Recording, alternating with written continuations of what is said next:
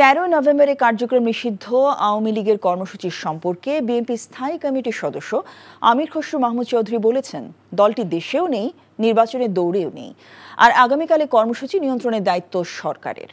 রাজধানী গুলশানে বিএনপি চেয়ারপারসনের কার্যালয়ে ইউরোপীয় ইউনিয়নের রাষ্ট্রদূত মাইকেল মেলারের সাথে বিএনপি মহাসচিব মির্জা ফখরুল ইসলাম আলমগীরের সাথে সাক্ষাৎ শেষে সাংবাদিকদের প্রশ্নের জবাবে তিনি এসব কথা বলেন। তিনি বলেন, কোনো দল সন্ত্রাসী কর্মকাণ্ড ঘটিয়ে নির্বাচন বাধাগ্রস্ত করতে পারবে এমন বিশ্বাস করার কোনো কারণ নেই, বরং নির্বাচনী কর্মকাণ্ড পূর্ণ উদ্যমে উৎসাহ উদ্দীপনায় চলছে।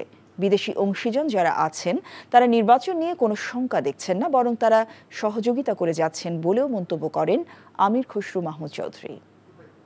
আমি মনে করি সব কোটার থেকে যেটা রিপোর্ট আমরা পেয়েছি,